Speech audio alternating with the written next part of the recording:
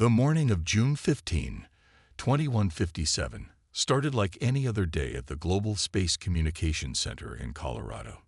The coffee was bitter, the computers hummed their usual tune, and the night shift workers were eager to go home. But at exactly 7:43 a.m., everything changed. Tom Wilson, a regular communications officer with 15 years of experience, nearly spilled his coffee when every screen in the facility lit up with the same message. At first, he thought it was a system error. Then he realized it was something much bigger. "Sir," he called out to his supervisor, "you need to see this." Now, the message that appeared on their screens that morning would change human history forever. It came from somewhere near the Alpha Centauri system, and it was clearly not human in origin. The aliens called themselves the Galactic Council, and they had been watching Earth for quite some time. Within hours, the President of the United States was awakened, and similar calls went out to every world leader. The message had been received by every major communication facility on Earth simultaneously. There was no question about its authenticity. This was humanity's first contact with alien life. Captain Mark Thompson stood at the back of the emergency meeting room in Washington, D.C., watching as world leaders argued over the giant screen displaying the alien message. As the head of Earth's newly formed Space Defense Force, he had earned his place in this historic gathering. But something about the message made his jaw clench tight. "Your species has shown remarkable potential," the message read, "despite your primitive social structures and wasteful technological development. The Galactic Council hereby extends an invitation to join our enlightened community of species. However, certain reforms will be necessary before your acceptance." The list of necessary reforms that followed made Thompson's blood boil. The aliens wanted humans to abandon their current form of government, give up military development, and accept alien oversight of all technological progress. They called it guidance. Thompson called it control. "They're treating us like children," he muttered, just loud enough for others to hear. The Russian president turned to him. "Perhaps you have something to share, Captain." Thompson stepped forward, his boots making heavy sounds on the polished floor. "Look at their language, their demands. They're not inviting us to join them. They're telling us to submit."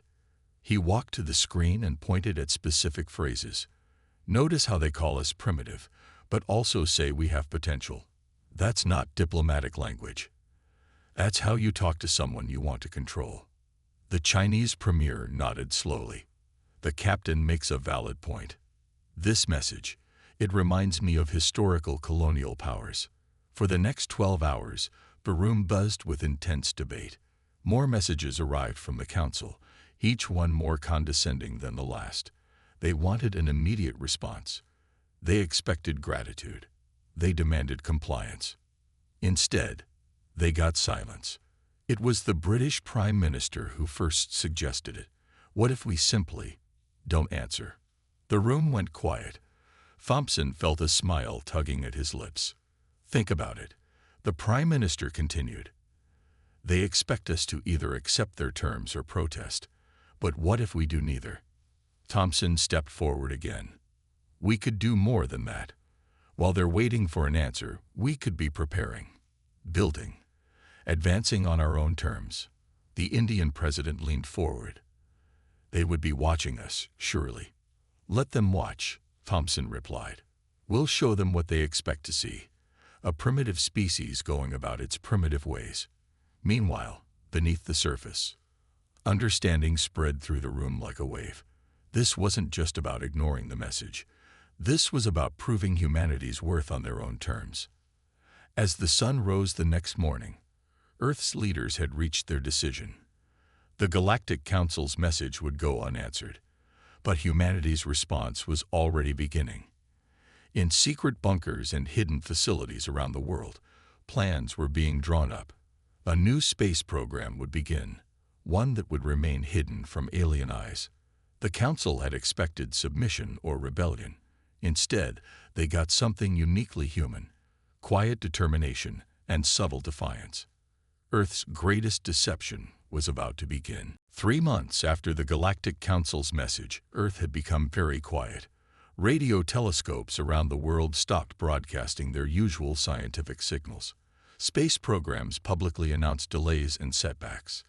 To any watching eyes, humanity appeared to be struggling with basic space technology. It was all an act. Deep beneath the Nevada desert, Captain Mark Thompson walked through a massive underground facility that officially didn't exist.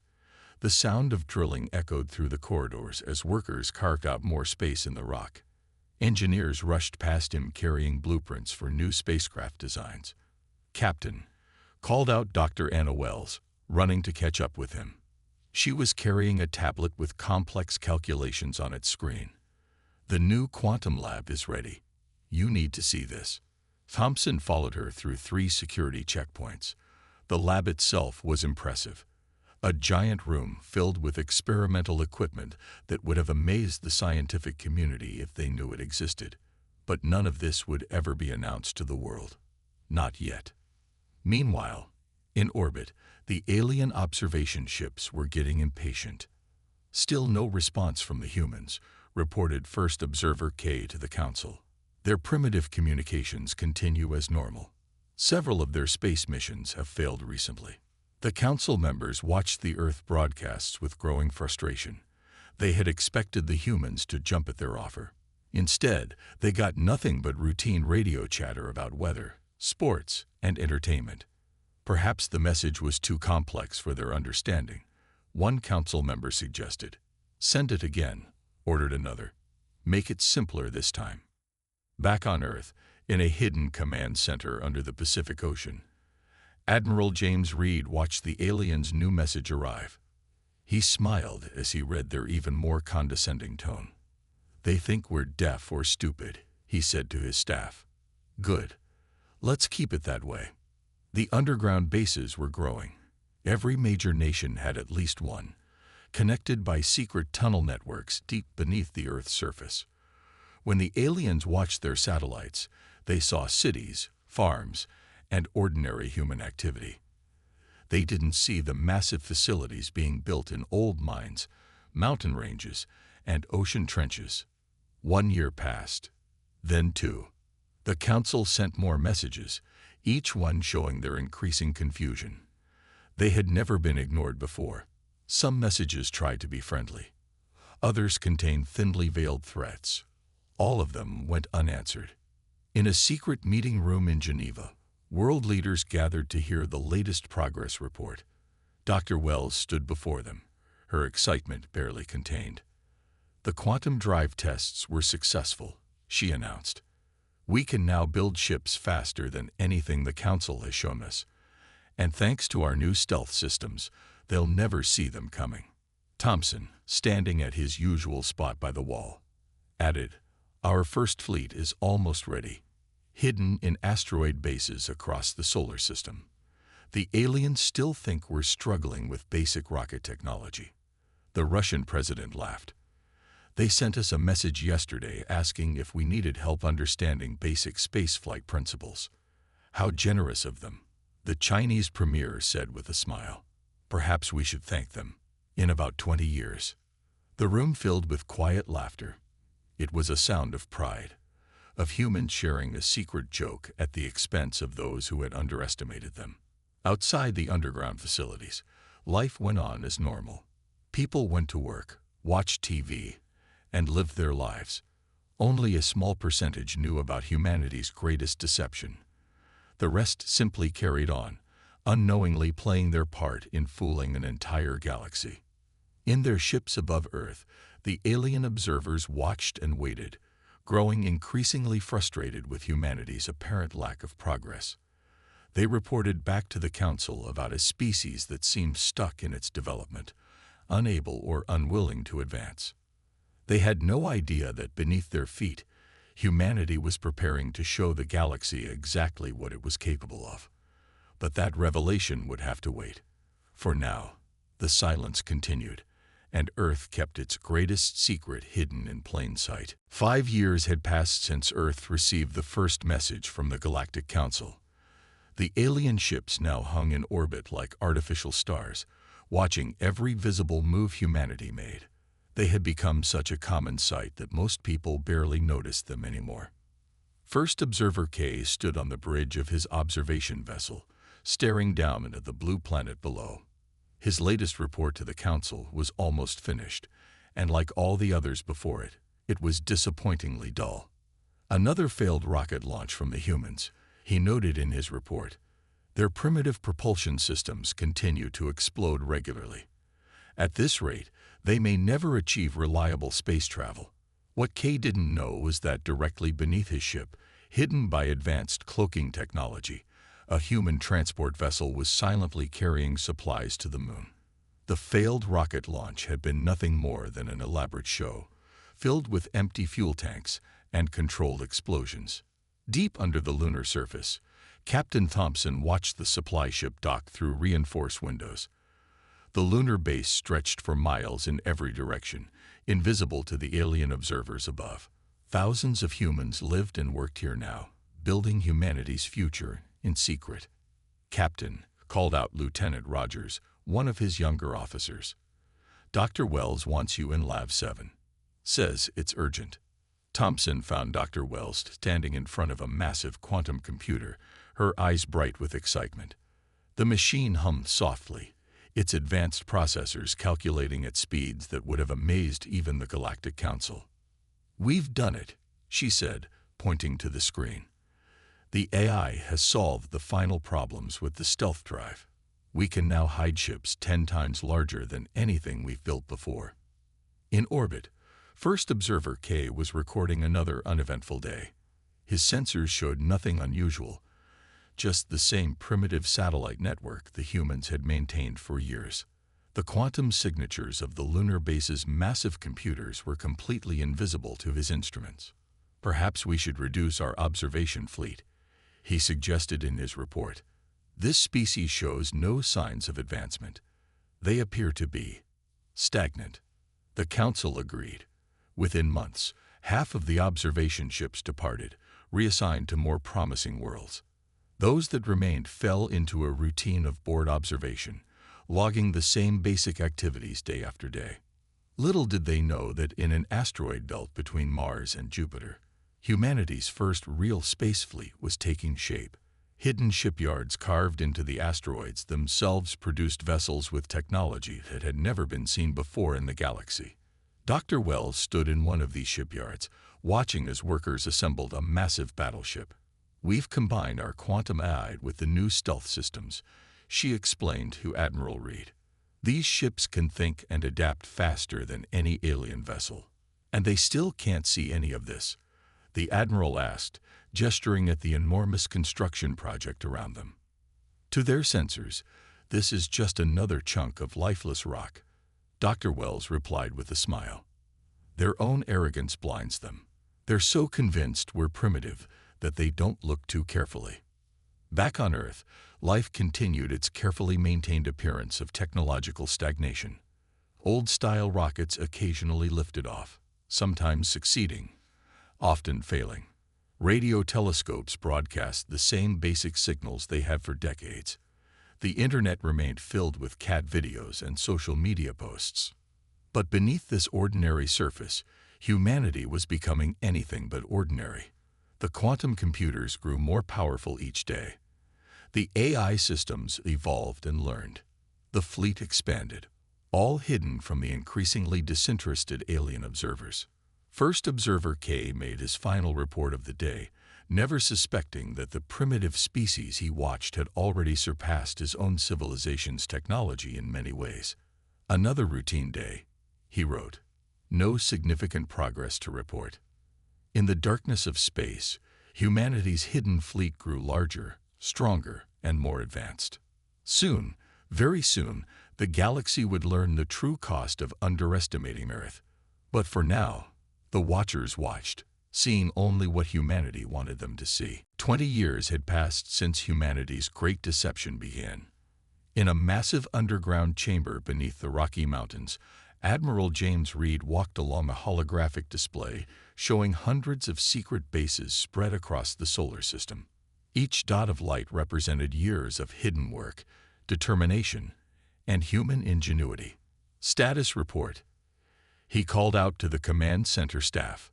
Fleet Group Alpha is complete, sir, responded Commander Lisa Brown from her station. 100 ships, fully crewed and ready, hidden in the Kuiper Belt, just as planned. The Admiral nodded, remembering how it all started. Those first few years had been the hardest, maintaining the deception while building their forces in secret. Now, humanity had ships stationed from Mercury to Pluto, all invisible to the watching aliens. In her quantum lab aboard the hidden lunar base, Dr. Wells was putting the finishing touches on humanity's greatest achievement yet. The new drive system would change everything. She had aged these 20 years, her hair now streaked with gray, but her eyes still held the same excitement they had on day one. Run the final test, she ordered her team. The quantum engine hummed to life, its energy readings off the charts. On the test bed, a small probe vanished from sight, reappearing a moment later near Jupiter. The journey had taken less than a second. Send word to the Admiral, Dr. Wells said, smiling. The quantum jump drive is ready.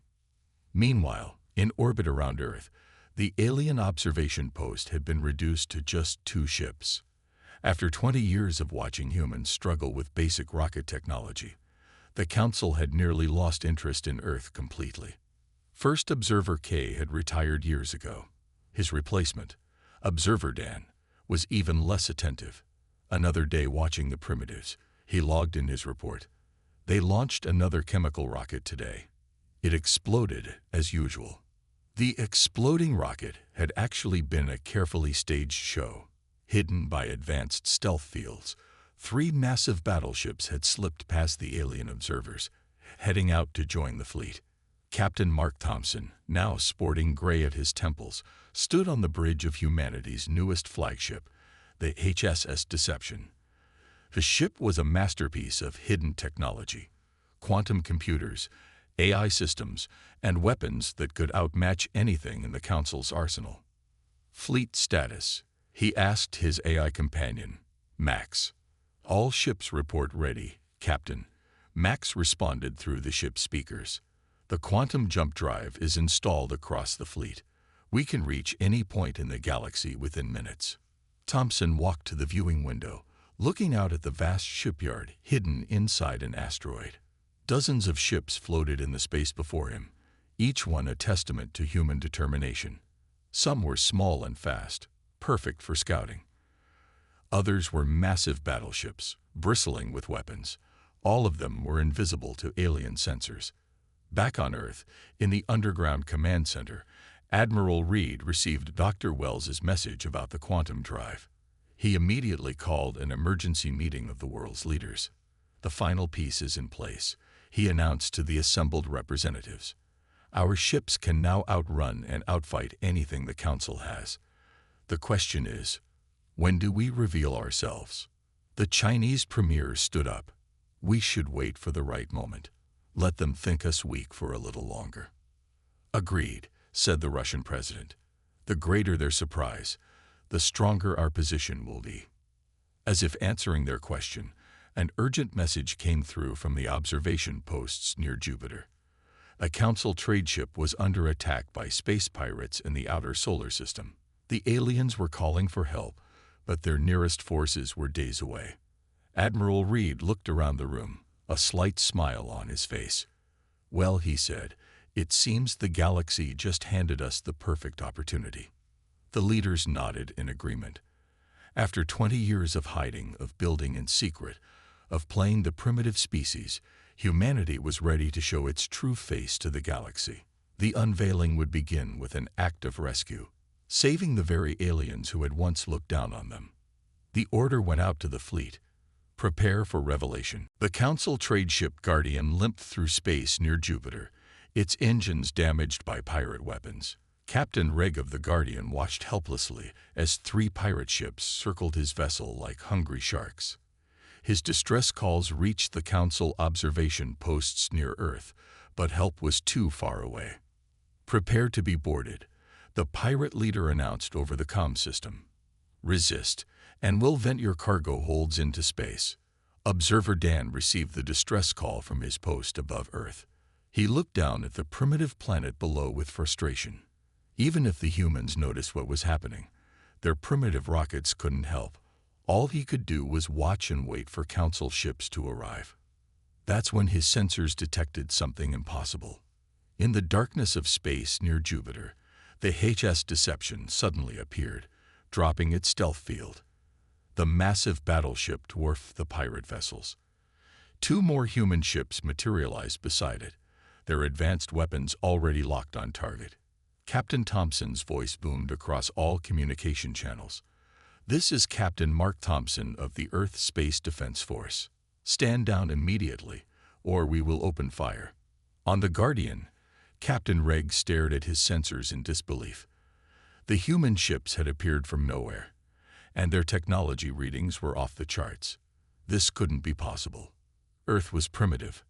Everyone knew that. The pirates, equally shocked, tried to run. They didn't get far. Precise shots from the human vessels disabled their engines without destroying their ships. The pirates had expected to find easy prey. Instead, they had stumbled into the galaxy's best-kept secret. Observer Dan's hands shook as he sent urgent messages to the Council. His sensors showed dozens more human ships dropping their stealth fields across the solar system. They had been there all along, invisible to his instruments. "This is impossible," he whispered. "They were primitive. We watched them for 20 years." On the bridge of the Deception, Thompson smiled as he watched the rescue operation unfold. "Send in the boarding teams," he ordered. "Let's show our guests how primitive humans handle space combat." Teams of human Marines, wearing advanced-powered armor, quickly secured the pirate vessels. Their efficiency and technology level stunned both the pirates and the watching Council crew. These were not the actions of a primitive species. Dr. Wells, monitoring from the lunar base, couldn't help but laugh at the sensor readings from the Council ships. "They're trying to figure out how we masked our technology for so long," she told Admiral Reed over the quantum comm. "Their sensors are going crazy trying to analyze our ships." The Guardian's captain and crew watched in amazement as human engineers repaired their damaged engines in minutes, using technology they had never seen before. The Earth ships formed a protective escort around them, their advanced weapons serving as a clear warning to any other threats in the area. "Your ship is repaired," Thompson informed Captain Reg. "We'll escort you to the edge of the solar system. And yes, we can understand and speak your language perfectly. We have for 20 years. In the Earth's hidden command center, Admiral Reed watched the situation unfold on the main screen. World leaders gathered around him, their faces showing pride and satisfaction. 20 years of deception had paid off perfectly. "Send the message," Reed ordered. Across all communication channels, in perfect Council standard language, Earth finally responded to the 20-year-old invitation. The message was simple but carried the weight of 2 decades of silent preparation. To the Galactic Council, now we are ready to talk. On our terms. The age of hiding was over. Now it was time for the galaxy to learn just how far humanity had come while they weren't watching. And this was just the beginning. The Grand Council chamber had never been so full. Representatives from every major galactic species crowded the massive room, all eyes fixed on the human delegation standing calmly in the center. Captain Thompson, Dr. Wells, and Admiral Reed faced the Council leaders, ready to explain humanity's 20 years of silence. "You deceived us," stated High Counselor Vex, his tone a mixture of anger and grudging respect. "For 2 decades, you pretended to be primitive while building an advanced fleet." "No," Admiral Reed corrected firmly. "We simply chose not to respond to your invitation. Everything you saw was real. It just wasn't the whole truth." Dr. Wells stepped forward, activating a holographic display that filled the chamber. It showed the true extent of human advancement. The hidden bases, the quantum technology, the AI systems that surpassed anything the Council had developed. "While you watched our public space programs," she explained, "we were building something new, something different. You never saw it because you never thought to look for it. Your own assumptions about us became your blindfold. The chamber erupted in shocked murmurs as she demonstrated the quantum jump drive. A small probe disappeared from the chamber and reappeared instantly at the edge of Council space, then returned just as quickly. Even the most advanced Council ships took days to cover such distances. Impossible, whispered one Council scientist. The energy requirements alone. Quite possible, Dr. Wells replied with a smile. We solved the energy problem 15 years ago. Would you like to see how? In orbit around Earth, Council observation ships hung motionless as hundreds of human vessels dropped their stealth fields around them. The ships had always been there, hidden in plain sight. Now they revealed themselves, a display of power that couldn't be ignored. Captain Thompson addressed the Council directly. 20 years ago, you offered to guide us, to change us, to make us more like you. But humanity doesn't work that way. We choose our own path. He activated another display, showing the rescue of the Guardian. We don't want to fight you. As you saw near Jupiter, we're happy to help. But we will not be treated as children who need guidance. We are equals, or we are nothing. The Council members whispered among themselves. Some were angry at being deceived. Others were impressed by human ingenuity. All of them realized that the galaxy's balance of power had just shifted dramatically. High Counselor Vex stood up. And what are your terms for joining the Council now? Admiral Reed's response was firm. We will join as equals. Our technology remains our own, to share or withhold as we choose. Earth maintains its independence. And most importantly, the Council must change how it approaches other developing worlds. You want us to change policies that have existed for millennia? Another counselor asked in disbelief. Yes, Dr. Wells replied. Because they're wrong. Every species deserves the chance to develop in its own way, at its own pace. Your guidance is just another word for control. The chamber fell silent as the Council considered these demands. They looked at the holographic displays showing human achievements, at the vast fleet now visible in Earth's orbit, at the confident faces of the human delegates. Finally, High Counselor Vex spoke again. Perhaps we have grown too set in our ways, too convinced of our own superiority. Your species has taught us an important lesson. The question, Thompson added, is whether you're willing to learn from it. Around Earth, more ships continued to appear as they dropped their stealth fields. The sight sent a clear message to the galaxy. Humanity had arrived, ready or not. They wouldn't be ignored, and they wouldn't be controlled. The Council had to make a choice. Adapt to this new reality, or risk losing their influence entirely. The age of automatic Council supremacy was over. A new era of galactic relations was about to begin, shaped by humanity's quiet revolution. 5 years after humanity's dramatic revelation to the Galactic Council, the galaxy had changed in ways no one could have predicted. Earth had become a symbol of innovation and independence, inspiring other developing worlds to find their own paths forward. Captain Thompson, now Admiral Thompson, stood on the observation deck of the New Earth Embassy on the Council's capital world. Below him, representatives from 30 different species mingled in the gardens, some from worlds that had only recently gained the right to choose their own development path. Quite a change from 20 years of silence, Dr. Wells said, joining him at the window. Her quantum drive technology had revolutionized galactic travel, but she had refused all offers to mass-produce it. Instead, she taught other species how to develop their own versions. The Council actually asked my opinion yesterday, Thompson replied with a smile, about how to approach a new spacefaring race in the Orion Arm. That would never have happened in the old days. The Council itself had undergone massive reforms. Gone were the days of automatic superiority and forced guidance. High Counselor Vex had stepped down, replaced by a rotating council that included representatives from developing worlds. Even Earth had a seat now, held by Admiral Reed. In Earth's orbit, the human fleet now operated openly, its ships a common sight across Council space. They had earned a reputation as fair mediators and powerful allies, helping maintain peace while respecting the independence of all species. Observer Dan, who had watched Earth for so many years without seeing its true progress, had become a teacher. He traveled to different worlds, teaching other observers how to respect and learn from the species they watched, rather than just judging them. Another world chose the silent path today. Dr. Wells mentioned, checking her quantum comm. The Council found signs of technology development on a planet that's supposedly primitive. They're actually following our example. Thompson laughed. Good for them. Let them develop in peace.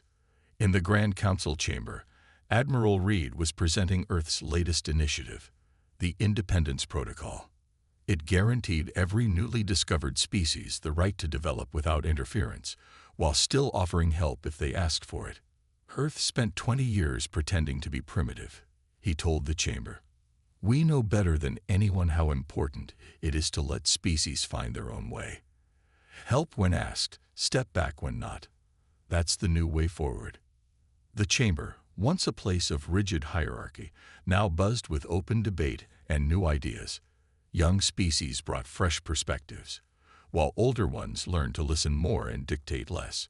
Earth's revolution had sparked a greater change than anyone had expected. Back on Earth, in the old underground command center that had hidden humanity's progress for so long, a museum was being built. It would show future generations how humanity had turned silence into strength, patience into power. Captain Reg of the Guardian, the trade ship whose rescue had revealed Earth's true power, had become an ambassador of change himself. He traveled the galaxy, telling the story of how a supposedly primitive world had saved his ship using technology that surpassed anything he had seen before. The galaxy needs both the wisdom of the old and the innovation of the new, he often said in his speeches. Earth taught us that progress doesn't always look the way we expect it to.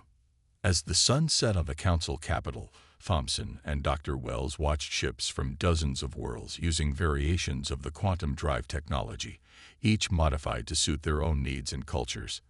It was exactly what they had hoped for: progress without uniformity, advancement without loss of identity. We ignored the galaxy for 20 years, Thompson mused, and in doing so, we changed it forever.